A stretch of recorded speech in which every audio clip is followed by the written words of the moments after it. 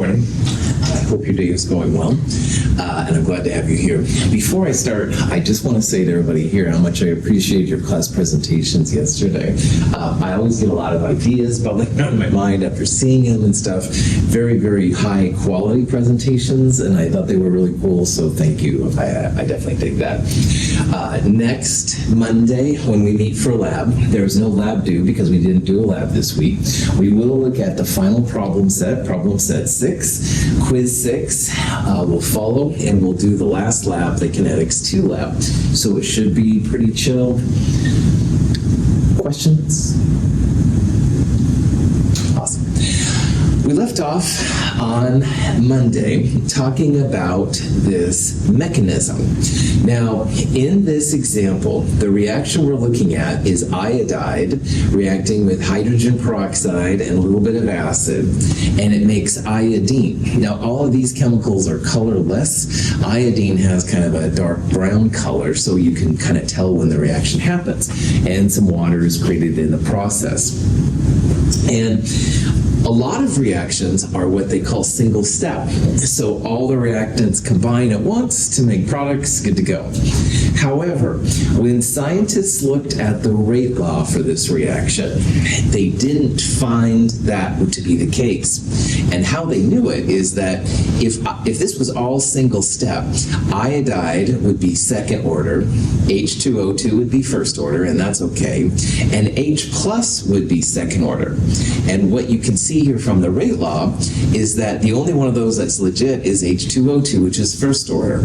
Iodide was not found to be second order, it's first order, and H plus, which doesn't even show up in the rate law, that's a zero order reactant. So what that tells you is that this is a multi-step mechanism. How you go from reactants to products isn't just like one time, one reaction, and you're done, all right? And what scientists feel happens in this reaction is there's a series of 3 steps. And the slow step, which is the first step, is getting hydrogen peroxide to react with iodide. And that's not the easiest thing, because iodide is got a lot of negative electrons. This is kind of more electrons than anything, but it does react.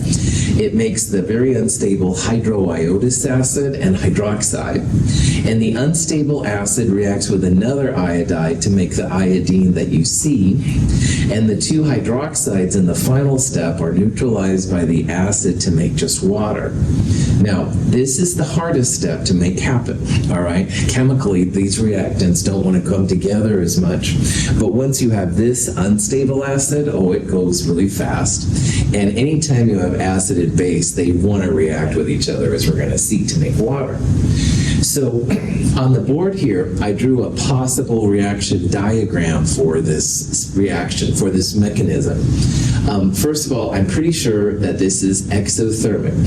So the products will be lower than the reactants, all right? If it was endothermic, it would be up here higher.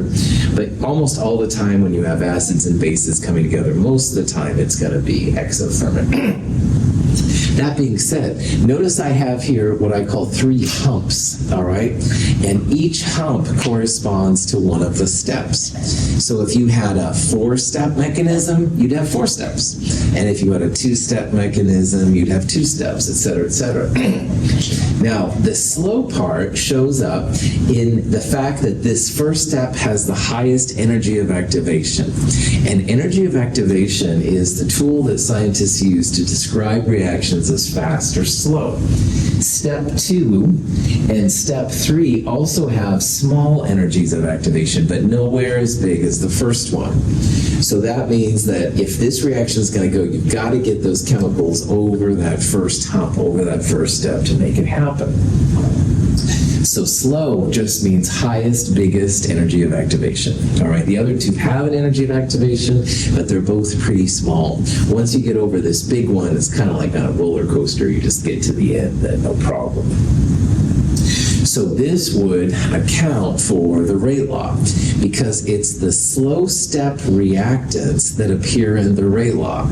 So notice that one iodide would be iodide to the first order, and one hydrogen peroxide would be H2O2 to the first power. There's no H plus in the slow step. There's the other iodide is not there. So anything that's not there is considered a zero order reactant. Those chemicals are important for the reaction to happen, but they don't affect the speed, which is the rate part right there. So if you have a good mechanism, all right, it definitely is determined by the rate law, all right, because whatever the chemicals are in the rate law, those will be part of the slow step.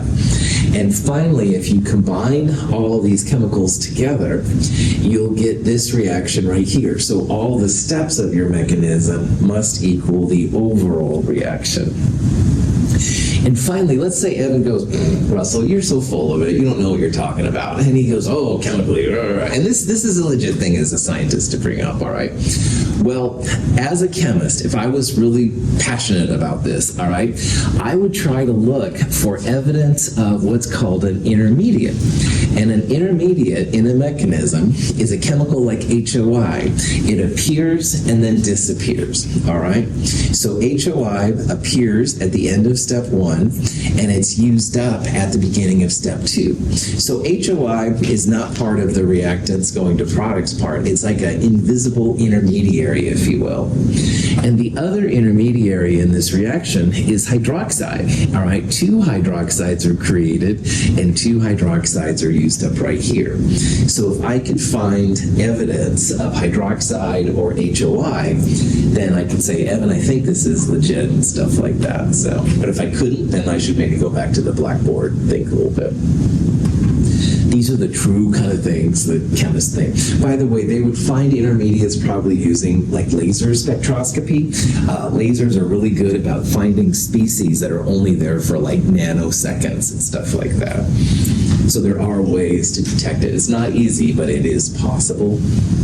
So if you understand this reaction, like why reactants are zero order, they're not part of the slow step, all right? Why these reactants are in the rate law, they're the reactants in the slow step. Why this is the slow step, all right? Biggest energy of activation. Why there are 3 humps, 3 steps, all right? You've got this. Any questions on any of that?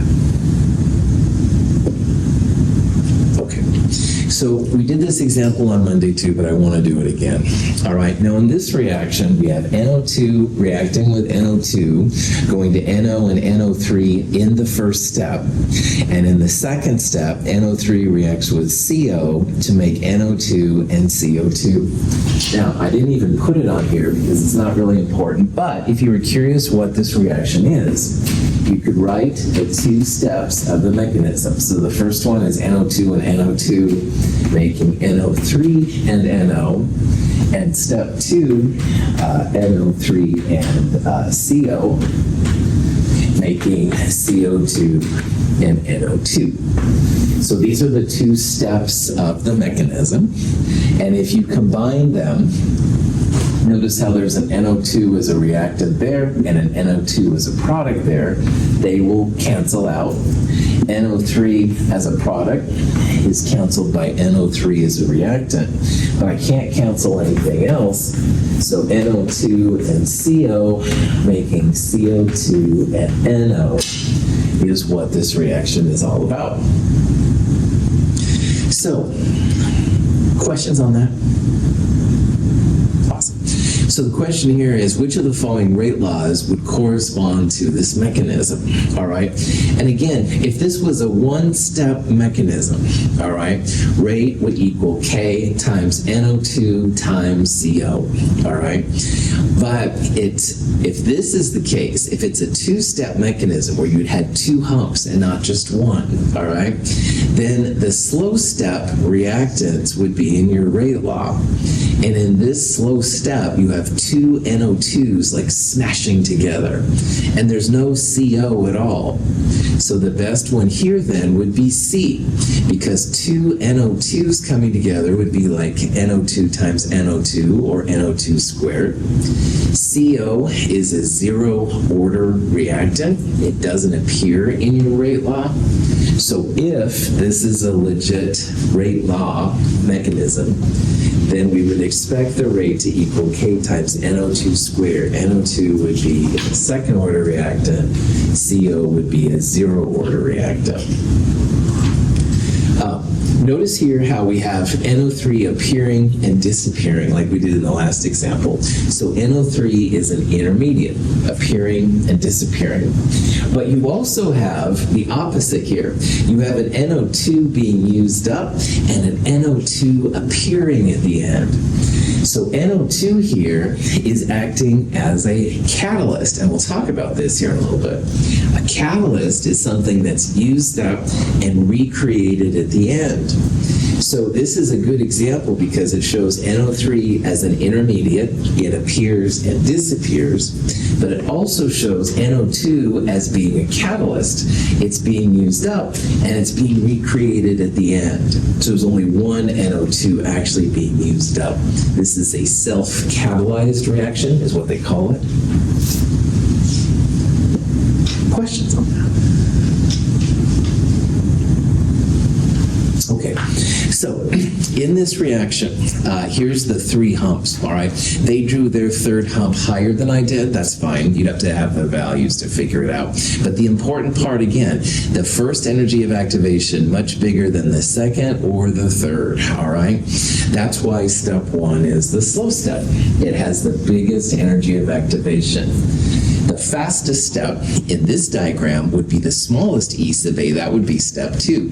I assumed, and I honestly don't know, that step 3, the acid and base coming together, would be a smaller energy of activation. It doesn't really matter. It's the slow one that matters. That's the one that dictates what the rate law is going to be and stuff. So, in this reaction, rate equals K times iodide times H2O2. We have one iodide and one H2O2 in the rate law. Those are the chemicals you're going to see in the slow step. All right? So, whatever chemicals are in your rate law, they will be there in the slow step. And that rate is definitely proportional to iodide and H2O2. The HOI and hydroxide, as I said, are reaction intermediates. They appear and disappear.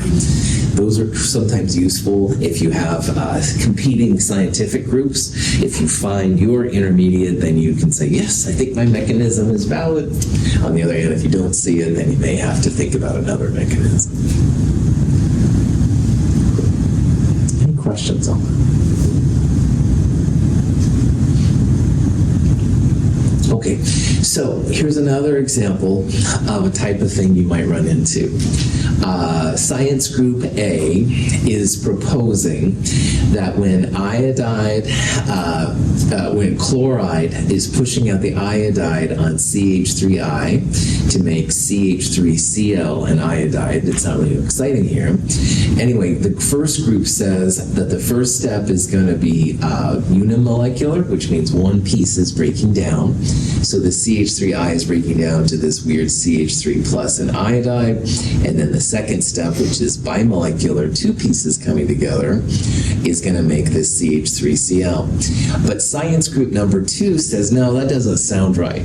All right. We think that the CH3ICl minus creates the 5-coordinate carbon species, which is weird, but possible in a mechanism, CH3ICl minus, and this unstable species breaks down then to regular tetrahedral carbon and CH3Cl and iodide. So these two groups are competing, and pretend that you're like the judge, all right, going to tell which one is probably right. So when scientists study this reaction, they find the rate equals K times CH3I. So there's no chloride in the rate law.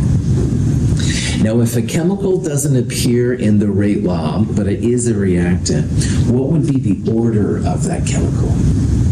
0. Good, nice job. So chemicals that don't appear in the rate law, for example, chloride here, those are 0 order, all right? So in this example here, chloride is a 0 order reactant. And the other thing that's really important is that the chemicals in the rate law, and there's only one here, are going to be the chemicals in the slow step. So in the second group, slow step, you have 2 chemicals coming together. So if this was the case, you would expect the rate law to be CH3I times Cl. They'd both be first order. But whoa, we don't see any chloride. Chloride is 0 order. So that makes it seem like group number 1 up here has the right idea, because in their slow step, this thing is breaking down to the ion and iodide, and that further goes on. So it looks like mechanism number 1 is the right one. And it's the right one because in the rate law, which tells you what the slow reactants are, the parts that are slowing you down, only CH3I shows up. There's no chloride. If this rate law was K times CH3I times Cl, you would say mechanism number 2, because that slow step has 2 chemicals. But the slow step of mechanism 1 only has CH3I, and that's the only thing that appears. Chloride is a 0 order reactant. So if you can see what's going on here, it's kind of a cool thing. You can then begin to distinguish why some mechanisms are better than other ones. Again, you have to find rate laws in the lab. There's no other way to do it. But once you have that, then you can start making predictions as to what the actual mechanism is, how to make it go faster. Any questions?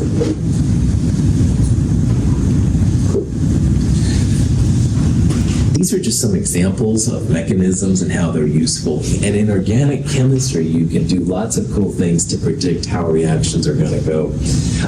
In organic chemistry, you'll talk about SN1 and SN2 reactions. It's nothing you have to worry about right now. SN stands for substitution nucleophilic. Nucleophilic means a lover of the nucleus, so something that usually likes to have, something that likes to be on the inside. Unimolecular SN1 mechanism for a nucleophilic substitution reaction. The bond between the carbon and the leaving group breaks prior to formation of the bond between the carbon and the entering group. In the bimolecular SN2 mechanism for a nucleophilic substitution reaction, the formation of the bond between the carbon atom and the entering species occurs simultaneously with dissociation of the bond between the carbon and leaving group. So using SN1 and SN2 in organic chemistry, you can predict the products of reaction, which is kind of cool. I'd have to go back and look at all the details of what SN1 and SN2 are, but they are pretty common. And again, this is all from understanding the mechanism, what makes things happen. In this one, you could see everything happened at the same time. So you probably have 2 chemicals then in your rate law, but over here, you kind of had the H plus connecting. It's hard to say what your rate law would be right there, but understanding that thing, you can see how things can go. All right. Now, having a good catalyst is really important because catalysts, they don't affect the reactants to products per se, but they affect how long it takes. And, you know, everybody is impatient, myself included, and a good catalyst will just make it easier to have your reactants go to products. In Chem 221, in the percent potassium chlorate lab, we used a catalyst, NNO2, to make the KClO3 break down faster. It was like really, really fast. It was bubbling in the crucible and blah, blah, blah. If we didn't use a catalyst, what took a couple minutes would have probably taken a couple hours. And of course, who wants to be in the lab that long necessarily, right? So anyway, a good catalyst just makes it easier for the reactants to go to products. So on the right-hand side here, we have an uncatalyzed pathway of some reactant going to some sort of products. And you can see in this picture how the energy of activation is pretty large. So that's a pretty good bump to go over. Again, you could literally think about it like chemicals have to jump over it. Well, a catalyst will lower the energy of activation. So this is a smaller E sub A than this is right here. And there still is an energy of activation, it's just that it's smaller. But like we talked about earlier, a catalyst is something that's used up in a reaction and it's regenerated at the end. So you always have, to the best of my knowledge, you always have at least 2 humps in your catalyzed reaction. And the first hump, the catalyst is somehow being used up, and in the second step, the catalyst is somehow regenerating itself. A good catalyst is worth a lot of money. If you make a good catalyst, that can be worth millions of dollars. It's really, really cool. And of course, this is where companies have a lot of active research in it. A lot of times catalysts are metals, transition metals, but you can also have organic chemicals be catalysts as well. In a platinum-based catalytic converter, nitrogen monoxide molecules in the exhaust stick to the surface of the platinum. The molecule decomposes, each atom remaining on the surface. When another NO molecule comes to the area, it also decomposes, and its N atom bonds with the other N atom on the platinum surface. The O atoms also combine. The gaseous nitrogen and oxygen molecules then float away from the surface. A significant source of air pollution in many cities is the emission of nitrogen oxides by gasoline engines. The problem is not as severe as it was a few decades ago, due largely to the advent of devices called catalytic converters installed in automobile exhaust systems. Nitrogen monoxide in the 70s was seen as a bad chemical. It was causing air pollution, and Los Angeles had big smog alerts and stuff like that. Really, really crazy. But the catalytic converter came in and was able to separate the N and the O into essentially nitrogen and oxygen gases, which are much better for the environment. They use rhodium, platinum, palladium. They don't use cheap things necessarily, but it keeps your air pollution down, which is really cool. And what's fascinating to me as a scientist is while NO is bad in the 70s or so, now NO is being seen as good. It's part of lots of biological mechanisms and stuff. So NO is an example of a compound that was the bad person, and now it's the good person. Kind of cool. Anyway, catalytic converters cool. So catalytic converters release nitrogen and oxygen. They take exhaust and turn it into nitrogen and oxygen separately. Yeah, that's right. Now, CO2 goes right on through and stuff, no problem.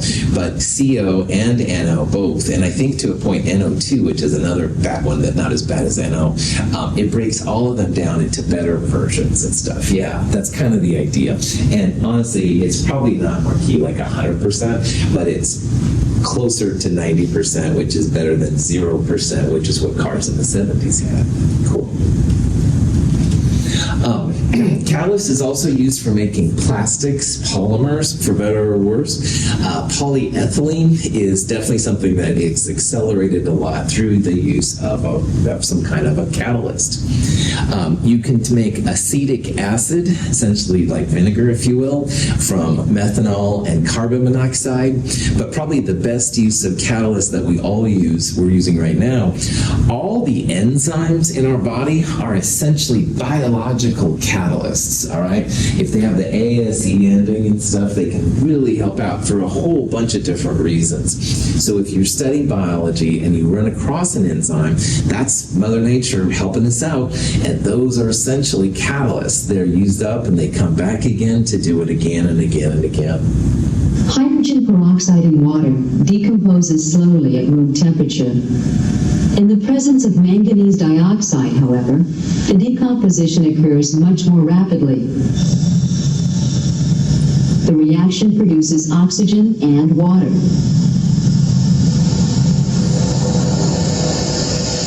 The manganese dioxide is not consumed or otherwise altered by the reaction. It serves only as a catalyst and makes the reaction occur more rapidly.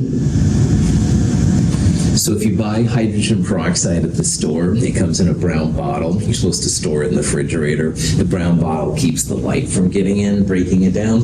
But it's a relatively slow process. So the black line represents H2O2 breaking down to water and O2. And again, you can't really tell if your hydrogen peroxide is broken down or not because you just make water.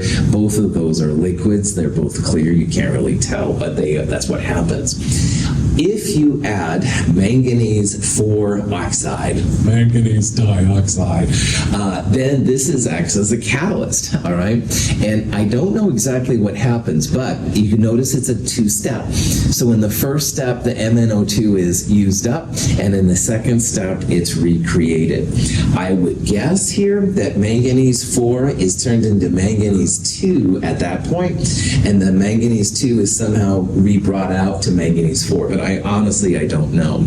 But all the time that you use a catalyst, it should be 2 steps. Catalyst is used up, catalyst recreated at the end. Catalysts do have a lifetime. Scientists study this. This is one of the things that catalysis chemists do. Catalysts can have lifetimes of so many turnovers. It's usually like millions of turnovers per molecule. So again, you have 10 to the 23rd of these things. You need pretty much amount, but it's still a lot less than a 1-to-1 stoichiometric ratio, which is kind of cool. And again, the idea is your energy of activation is lower, so the reaction is easier to overcome that barrier, so it's faster. Can be a pretty cool thing. This is a more involved process here. The black line represents a cis-2-butene going to a trans-2-butene. And in the first 2 chapters of Chem 222, we talked about how double bonds usually don't shift because that bread above and below doesn't want to break very easily. And so it does happen, but it's very, very slow. It's a very high energy of activation barrier. And that would be measured by this distance right there. However, if you add iodine, it tends to make that a lot easier. Now, this iodine reaction has the biggest energy of activation in the middle. That's something you can talk about in other classes, but you can see that there's multiple steps. And if you look here at the bottom, the iodine is the catalyst, and it's recreated at the end. But the first step is just iodine going to iodide. The iodide then reacts with the cis version. It makes the some kind of weird transition state, and probably the double bond is broken. I'm not really sure. Then the iodine is kicked out, and the iodine creates iodine again. Pretty cool. So if you really want your cis to go to trans, adding a little iodine in it will make it happen, which can be cool or bad if you want to keep it around. Okay, so that's it for all the kinetic stuff. Let me change over now to the last chapter of Chem 222. Pitter patter. Anyway, prop that back on. This last chapter is really fun, and it's a cool way to end the term. And this whole chapter is about the chemistry of the nucleus. So nuclear chemistry is what we're going to study here. And this chapter is unlike all the other chapters we've seen so far in Chem 221 and Chem 222, because what we're going to focus on, we're not going to focus on the electrons, all right? Losing electrons, gaining electrons, H plus OH minus making water. Those are all essentially electron-based reactions. But what we're going to look at in this section, we're going to look at the actual reactions of the nucleus itself. The protons and neutrons have a chemistry as well. Now, this proton and chemistry stuff and neutron stuff is definitely best understood if you understand kinetics. And that's why we talked about that first now before we talk about the nuclear chemistry part. Nuclear chemistry has a lot of emotions with people, all right? There's some yays and nays. There's yays in terms of energy. Lots of medical procedures are possible because of the reactions in the nucleus. Those are all really good things. On the other hand, wow, Hiroshima and Nagasaki, those are horrible uses of nuclear power. And of course, things like Chernobyl, even 3 Mile Island, Fukushima in Japan, all of these things are the sad uses of it. So I'm just going to give you the tools here to kind of think about what you want to do with it. Whether you are very pro or anti that is totally fine. If this is a field that you're interested in Oregon, there is one college that you can study nuclear chemistry and have all the tools. And of all things, that's Reed College in Portland. Reed College has a small nuclear reactor on their campus. I've never seen it. I've always wanted to and stuff, but I walked around their campus once or twice and I'm like, I wonder where that reactor is. But anyway, you need special equipment and stuff that is only possible through other things. So anyway, it's a fun chapter. Let's check this out. And we'll talk about the reactions of the nucleus. A little bit of review. The atom, the model of the atom that scientists use. The nucleus is literally in the small middle of the atom. All the atoms are basically spheres, and most of the volume of the sphere, just the electrons circling around. And the electrons, there's not a lot of mass in there, so it's almost empty. We talked about that in Chem 221. But if you get down to the size of the nucleus, then that's where most of the mass is. All of your protons and all of your neutrons are located inside there. And in Chem 221, we talked about how if this is an atom and I wanted to have an actual representation of the volume of the nucleus versus the volume of the atom, I would be like the smallest dot possible. And even that little dot I just drew, too big. All right? The nucleus is not just small, it's freaking small. G-rated class, I can't use all the words I maybe think of. But anyway, it's very, very small. This is not a good representation of the actual volumes. This shows it to be something you can see. We couldn't see it if this was actually the level of the electron, of the atom. But it's still cool. Protons and neutrons inside, electrons are on the outside. Another thing to remember is that the glue that holds the atom together that we've talked about so far, it's been the positive protons with the negative electrons. That force, which is called the electrostatic or electromagnetic force, is the primary thing that holds the atoms together. And neutrons are neutral. They try and keep the protons away from each other because opposites attract. So negatives and positives are all over it, but negatives and negatives or positives and positives repel. So if you put a couple neutrons inside, it can make your nucleus more stable. We're going to revisit all of these things. Any questions on any of that? The initial people that discovered that something was going on in the nucleus, which was different from normal chemistry, were only started to figure this out in the late 1800s, early 1900s. And in Chem 221, we talked about Marie Curie a lot, her husband Pierre, and also Henry Becquerel, who was truly the first person to see that radiation was a phenomena, were the ones that kind of figured out that, aha, nuclear chemistry might be something.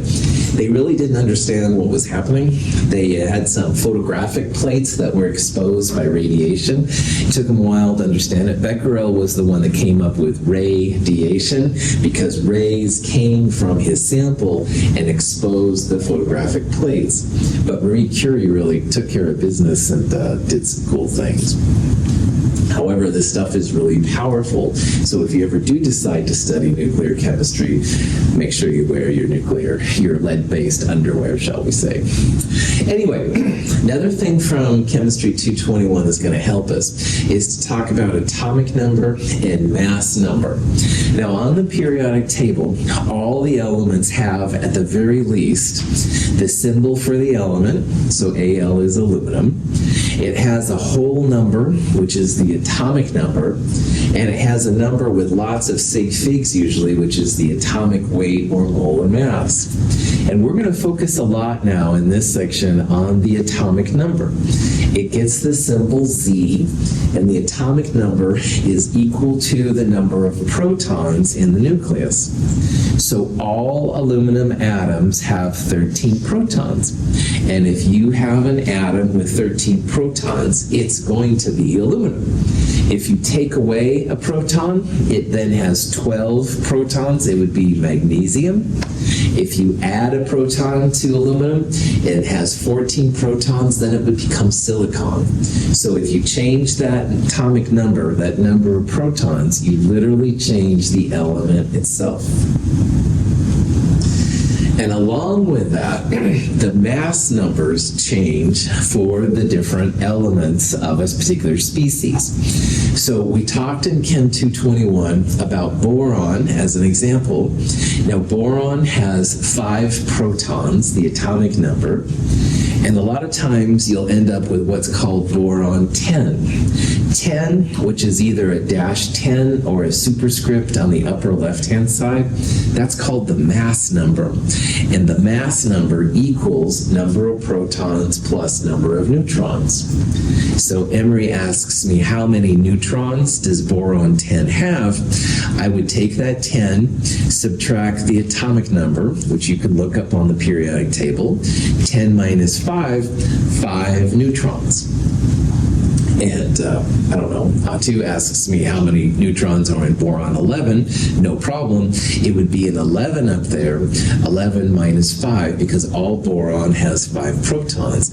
That would be 6 neutrons. So because you have boron 10 and boron 11, and also boron 12 a little bit, and boron 9 a little bit, these lead to isotopes. So an isotope means that it has the same number of protons, but the mass number, or the number of neutrons, varies. Now for boron's case, the primary ones are boron 10 and boron 11, but there are other ones. There's a boron 9. I was reading about a boron 13 the other day. But anyway, isotopes are just different little variants of it. So instead of having just cola, you can have Coca-Cola, Pepsi, RC, I don't know. That would be kind of an equivalent kind of thing here. You have different types of boron. I don't know if I like the cola, but anyway. The mass number is only protons and neutrons because the electron's mass is much smaller than the mass of protons and neutrons. It's roughly 2,000 electrons for every proton. They're much smaller. They have opposite charges, but the mass is very small. So that's why chemists and scientists only think about the protons and neutrons in the mass number. Mass number gets the symbol A.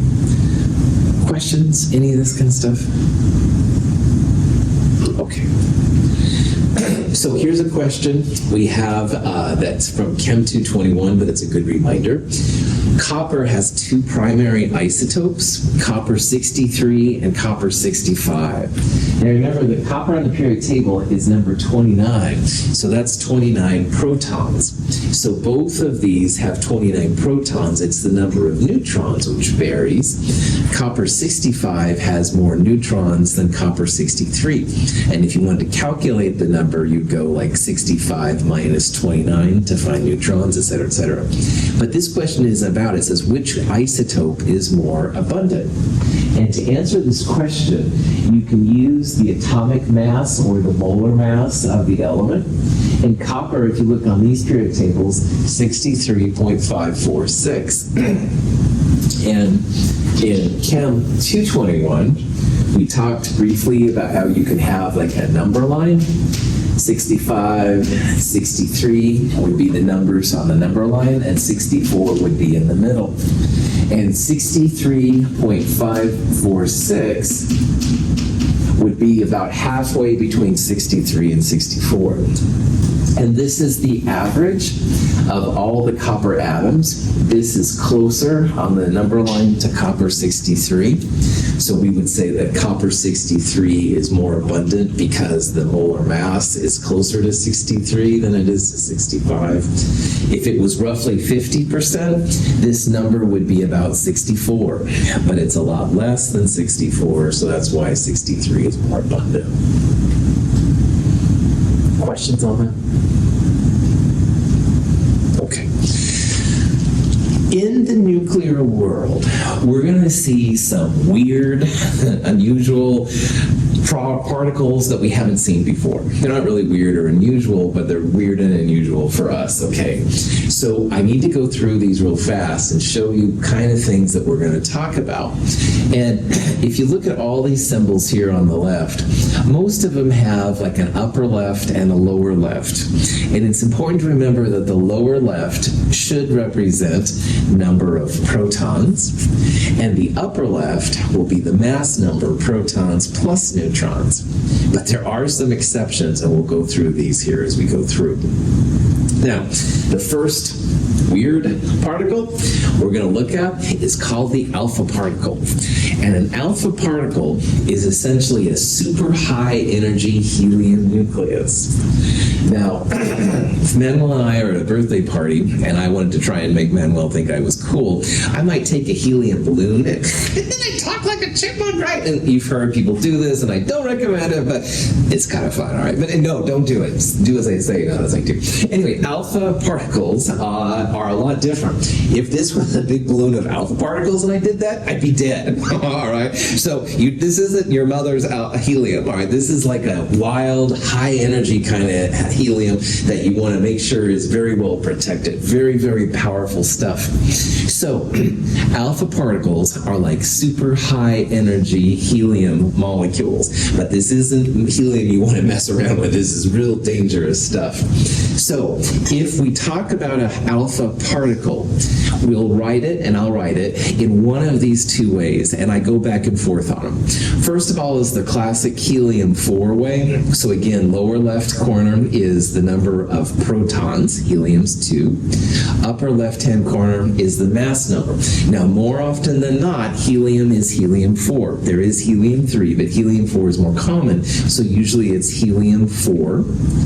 This would be one representation for an alpha particle.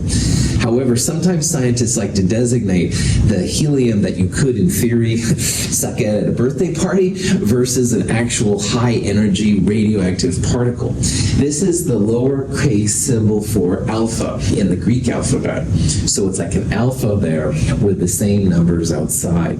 So either of these would represent the helium nucleus, and you can write either one too.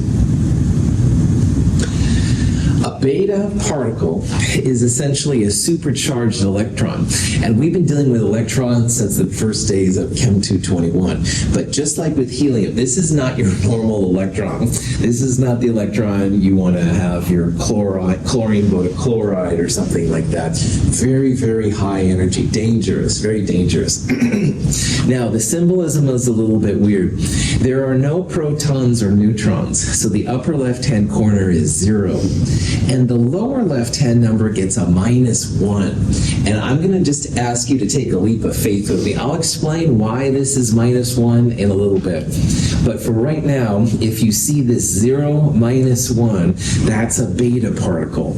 And the symbol for it can either be E for the electron, or you can use lowercase beta, which is what that is. But either one of those is the beta particle. By the way, this nuclear chemistry guide lists all of these and talks about them a little bit too. So, the one you really want to stay away from, if at all possible, is a gamma ray. It's not really a particle at all, so I'm using this interpretation here a little bit loosely. Gamma particles have no mass. That's why it's not really a particle, but it is a decay species that comes out quite often. Gamma is a type of electromagnetic radiation, and in Chem 221 we talked about the different types of EM. So we started with like radios and microwaves, invisible light, infrared. Gamma rays are the highest energy, and a lot of times in these processes you end up with gamma rays. Energy is released that's so high it does nothing else but can come off. That's the symbol for gamma. Looks like a little twirly thing. Now, along the way, we will talk about protons being added or sometimes emitted from reactions. So a proton would be one proton. The lower left-hand number would be 1. Upper left-hand number, protons plus neutrons, would be 1 plus 0, also 1. And the symbol that I kind of prefer, but it's all right, would be just P. But sometimes people will write just hydrogen there, because that's really what hydrogen 1 is. It's just a proton. So either one of those work fine. We'll also talk about neutrons. Neutron activation is a powerful type of nuclear process, as we'll see. Now, a neutron gets the symbol N. The lower left-hand corner is 0, no protons. And the upper left-hand corner would be protons plus neutrons, 0 plus 1. So that's where the 1, 0, N comes from. But the best one is the one I left for last. It's called a positron. And a positron is anti-electron. Now, I'm big into Star Trek. I've told you that. You don't have to be into Star Trek to do well in this class. But in Star Trek, antimatter is what made the warp engines go so they could go lots of distances really fast, stuff like that. And antimatter, when I was young and watched Star Trek, I thought, oh, this is a cool science fiction concept. Antimatter is real. It's something that actually exists. And scientists are just now beginning to get like a handle on having antiprotons and anti-electrons make anti-hydrogen. It's a really cool concept that physicists are really involved with, which is cool. We will use and see anti-electrons in this particular section. An anti-electron is called a positron. It's like instead of an electron, it's a positive electron, I guess. I don't know. If you look at the symbols for the electron, they're the same except that lower left-hand corner is a positive 1. But that doesn't mean it's a proton, because the upper left-hand numbers, which are protons plus neutrons, are still 0. So for right now, just take a leap of faith with me that there's a reason for electrons and positrons having these symbols. But antimatter is something that's very real, and they're working on it as maybe being able to harness it for space travel and stuff like that. Questions? This is an example of some of the work I saw. This was just from a few years ago. This one is a regular hydrogen atom. And as a chemist, we always think about electrons and protons, and most of the time, regular hydrogen is just one proton and one electron. Now, you can go to what's called elementary particles in physics. We're definitely stepping into physics here a little bit. These 3 particles are what make up a proton. And there's stuff. The electron is one of the fundamental particles, but protons and neutrons are made up of other things. Don't lose any sleep about that. However, what they are starting to work with is anti-hydrogen. And this just blows my mind that this is even possible. So instead of an electron, they have a positron, an anti-electron. And the anti-proton is also made of these weird things. These are called quarks. That's what an elementary particle is. These are antiquarks. And again, this is not an area that chemists usually go to, but in physics, this is something they talk about a lot, which is really exciting. So antimatter is real. And as we'll talk about, when matter and antimatter come together, it leads to an incredible amount of energy being released called an annihilation reaction. So you want to keep your matter and antimatter separate. That was the idea in Star Trek too. You want to keep matter and antimatter apart, or else they blow up and stuff. So, questions? Aware that radioactive materials give off energy, especially if we expose this sample to ultraviolet light. We can see it go up. There are 3 different types of radioactive particle energy. There's alpha radiation, beta radiation, and gamma radiation. Here we have a nuclear scaler that measures radioactive decay. Each click that you hear is a nucleus of an atom that is decaying by giving off a radioactive particle. This is a Geiger tube, and it has a window that allows the radioactive particles to pass and records them on the nuclear scaler. What we'd like to do in this demonstration is to test our samples both for penetration and also for the distance that you must be away to receive any protection. Let's place a beta particle in our sampler. We notice that there's a slight increase in the counts. The background radiation is not nearly that fast. Here we have some small sheets of lead that we'll place there to provide some screening. We notice that even one lead sheet dramatically cuts down on the beta radiation. 2 and even 3, and we're down now to quieting the counter back to background radiation. Let's see if that also works for gamma radiation. We'll change the sample.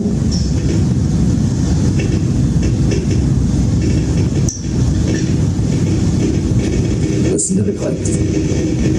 You notice immediately that more energy comes from the gamma. 1 sheet of lead and 2 and even 3 that quieted the beta does not quiet the gamma.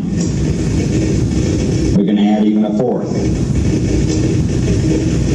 Gamma has the greatest penetration of all the radioactive particles, alpha and beta. Gamma is an electromagnetic energy wave. Well, let's see what happens as we go from being close to a radioactive source to far away.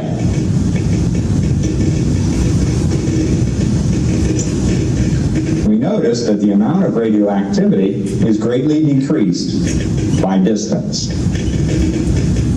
Punchline, if someone has a gamma source and they're aiming at you like a gun, just run. It's just easier because gamma radiation is hard to stop. All right, we're going to talk about this more on Friday. Thank you for being here. Have a great day.